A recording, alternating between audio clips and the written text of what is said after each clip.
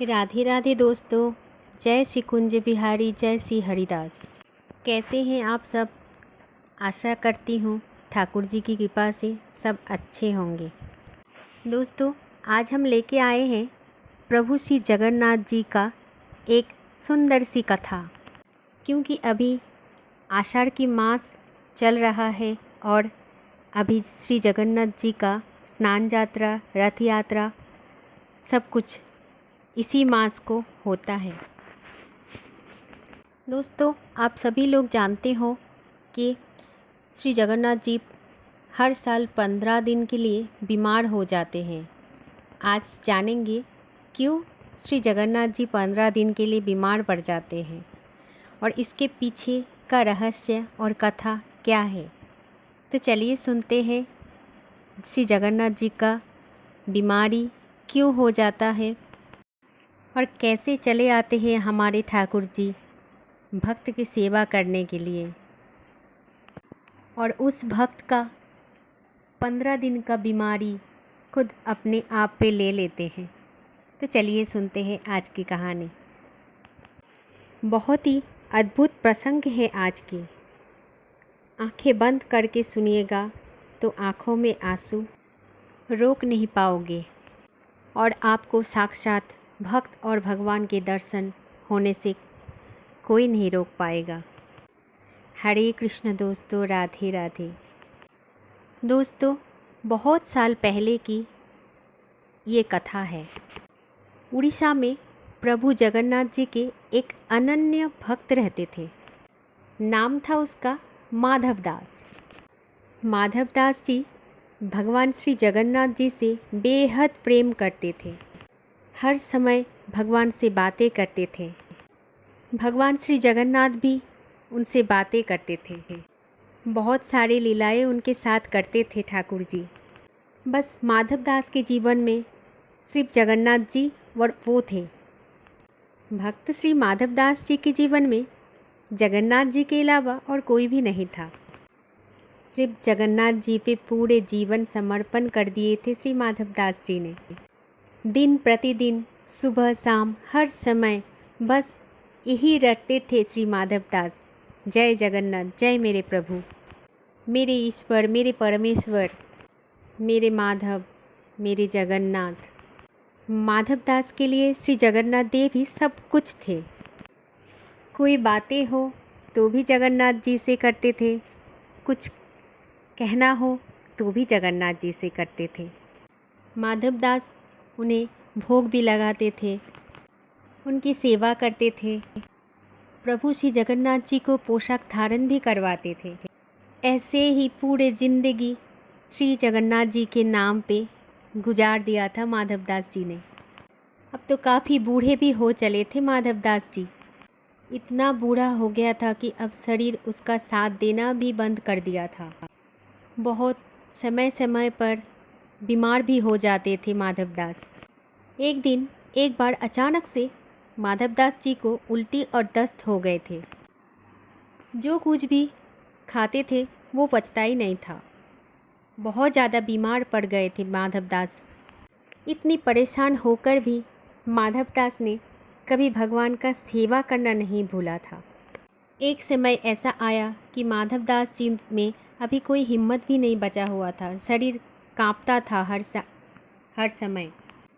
अब हालात कुछ ऐसा हो गया था कि खुद के लिए भी चलकर इधर उधर जा भी नहीं सकते थे। माधव दास बहुत चिंतित थे क्योंकि वो बेहद बीमार थे और भगवान भी भूखे थे। उनका श्री प्रभु जगन्नाथ भूखे थे। साथ में भक्त माधव दास भी बहुत ज़्यादा भूखे थे। भगवान को भोग लगाने की भी क्षमता नहीं रही थी माधव दास की। अब माधव दास जी अत्यधिक बीमार हो गए थे। बस एक चारपाई में लेटे रहते थे। ऐसे चलते चलते माधव दास जी एक दिन बेहद बीमार हो गए और बेहोश भी हो गए। शरीर बहुत ज़्यादा कमज़ोर भी हो गया था माधव दास जी के। एक समय माधव दास जी को होश आया था और जब माधव दास जी को होश आया तो देखा कि एक 15-16 साल का बच्चा आकर उनकी सेवा कर रहा है। माधवदास के लिए खिचड़ी बनाई है। माधवदास जी के सामने खड़ा है वो बच्चा। दिखने में वही मोटे मोटे आँखों वाला, घुंघराले बाल वाला, सांवला सा, सुंदर सा, अत्यंत मनमोहक बच्चा था। माधवदास जी को लग रहा था अनंत ब्रह्मांड में इस बच्चे से सुंदर कोई नहीं है। और बच्चे का ये रूप देखते ही माधवदास पहचान गया था, क्योंकि माधवदास जो भक्त थे, भक्त के आँखों के सामने भगवान खुद को छुपा नहीं सकता है। माधवदास सोच रहा था कि ये कोई साधारण बालक नहीं है, मेरे परम प्रिय परम प्रभु श्री जगन्नाथ है। ये तो मेरे प्रभु हैं, मेरे भगवान हैं, मेरे ईश्वर है। माधवदास जी सोचने लगे कि मैं होश में हूँ या बेहोशी में हूँ, मैं अपने प्रभु को देख रहा हूँ। माधवदास जी अपने नेत्र को भी विश्वास नहीं कर पा रहे थे कि स्वयं भगवान पधारे हैं उनकी सेवा करने के लिए। माधवदास जी जगन्नाथ जी से बोले, प्रभु आप यहाँ पर? तब प्रभु श्री जगन्नाथ जी ने बोला, हाँ माधव, मैं यहाँ पर हूँ।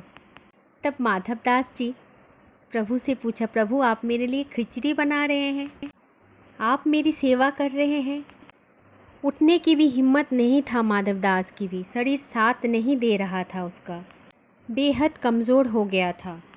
तब प्रभु श्री जगन्नाथ जी ने बोला, हाँ माधव, जब सारी ज़िंदगी तुमने मेरी सेवा की, इसलिए मैं तो अब तुम्हारी सेवा करने के लिए आया हूँ।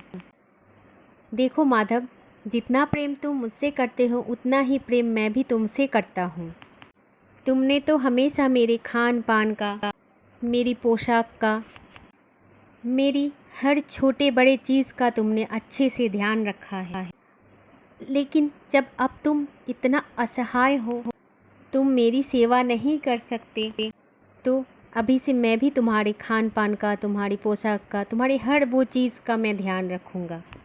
तुम बस निश्चिंत रहो, मैं तुम्हें भोजन बना के भी दूँगा, मैं तुम्हारे चरण भी दबा दूँगा। माधवदास ठाकुर जी के मुख से ये सब बातें सुनकर बहुत विभोर हो गए, भाव विभोर जैसा हो गया। माधवदास सोचने लगे, तीनों ब्रह्मांड के मालिक, ये समस्त अनंत ब्रह्मांड के रचयिता मेरे सामने खड़े हैं और वो मुझसे कह रहे हैं कि मैं तुम्हारी सेवा करूँगा। मैं विवश हूँ, मेरा शरीर तो साथ नहीं दे रहा प्रभु। प्रभु सेवा तो मुझे आपकी करनी चाहिए, स्वागत तो मुझे आपका करना चाहिए। आप यहाँ आए, मुझसे मिलने आए, यही बात तो मेरे लिए अत्यंत प्रसन्नता का विषय है।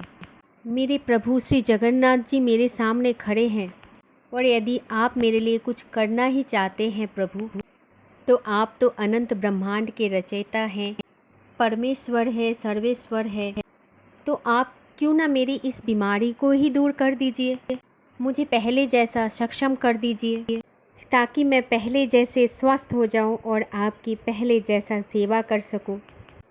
आप मेरी सेवा मत कीजिए प्रभु। तब प्रभु जगन्नाथ जी मुस्कुराए और माधवदास जी को बोला, माधव, ये तुम्हारे कर्मों के प्रारब्ध है कि तुम इतना अस्वस्थ हो और तुम इस दशा में हो कि तुम्हारा शरीर तुम्हारा साथ नहीं दे रहा है। मैं तुम्हारे प्रारब्ध कम नहीं कर सकता हूँ, मैं तो बस तुम्हारे ये प्रारब्ध में तुम्हारे साथ खड़ा हो सकता हूँ, तुम्हारी मदद कर सकता हूँ, हर समय तुम्हारे साथ रह सकता हूँ, तुम्हें कोई भी परेशानी नहीं होने दे सकता हूँ, लेकिन मैं तुम्हारी कर्मों का फल ख़त्म नहीं कर सकता हूँ, ये तो तुम्हें ही भोगना पड़ेंगे। लेकिन माधव, जब तुमने ये प्रश्न मुझसे किया है और मुझसे ये भी कहा है, तो मैं तुम्हें इतना बता सकती हूँ कि तुम्हारे ये प्रारब्ध ख़त्म होने में 15 दिन अभी भी शेष है और मैं भी तुमसे बेहद प्रेम करता हूँ, इसलिए मुझसे तुम्हारी पीड़ा अब तो बिल्कुल भी देखा नहीं जा रहा है। इसलिए माधव, तुम अभी इस वक्त मेरे बैकुंठ धाम चले जाओ और तुम्हारी जगह तुम्हारे स्थान पर ये 15 दिन का तुम्हारा जो भी प्रारंभ है ये आज से मैं काटूँगा। इसके बाद माधवदास जी भगवान श्री जगन्नाथ जी में विलीन हो गए और खुशी खुशी बैकुंठ धाम चले गए।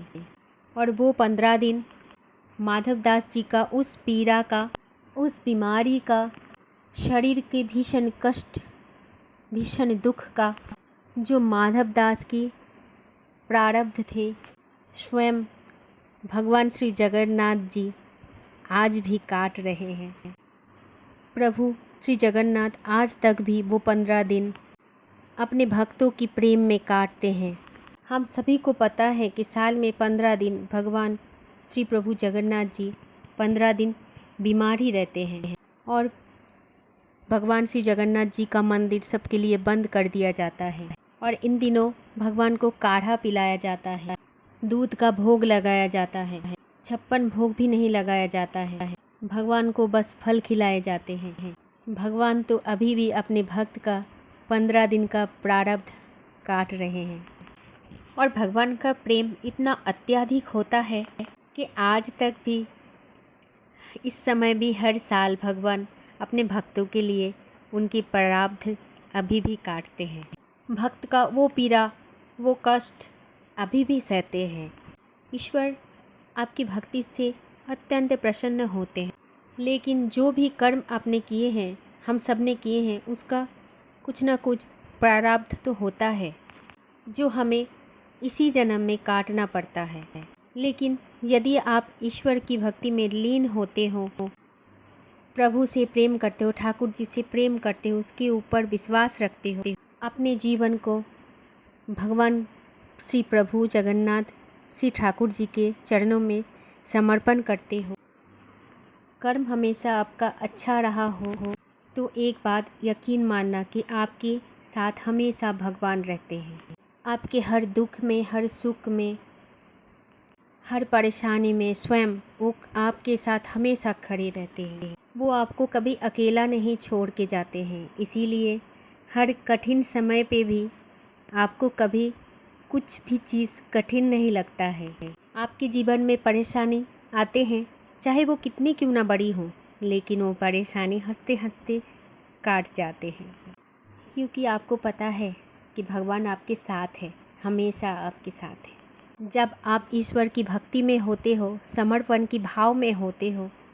और सहज भाव में होते हो और अपने ईश्वर पर प्रगाढ़ विश्वास आपका होता है, तो जब कभी भी आपके संकट का समय आता है तो अपने आप भगवान आपके साथ खड़ा होता ही है।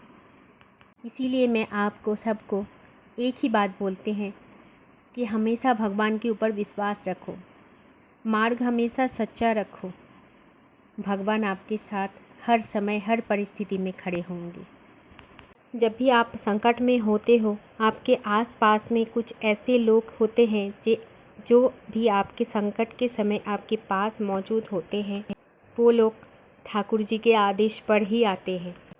ठाकुर जी उनके मन में बैठ कर के आपका सहायता करने के लिए आदेश करते हैं। अगर आपका विश्वास प्रगाढ़ होता है तो ठाकुर जी आपके दुश्मन के भी मन में बैठ कर के आपके सामने नतमस्तक करवा ही देता है। बस हमेशा आपके कर्म सही होना चाहिए, सहज होना चाहिए और भगवान पर अटूट विश्वास होना चाहिए। ऐसे ही कृपालु और दयालु है हमारे प्रभु। जो भी उसे प्रेम करते हैं उसे उतना ही प्रेम देता है। तो इसी प्रेम से हम एक बार फिर से बोल लेते हैं, जय जगन्नाथ, जय श्री राधे, जय माँ लक्ष्मी, राधे राधे, जय श्री कुंज बिहारी, जय श्री हरिदास। फिर मिलते हैं, फिर आते हैं ठाकुर जी की नई कहानी के साथ। आप सब खुश रहे और भगवान की नाम जप करते रहे। राधे राधे।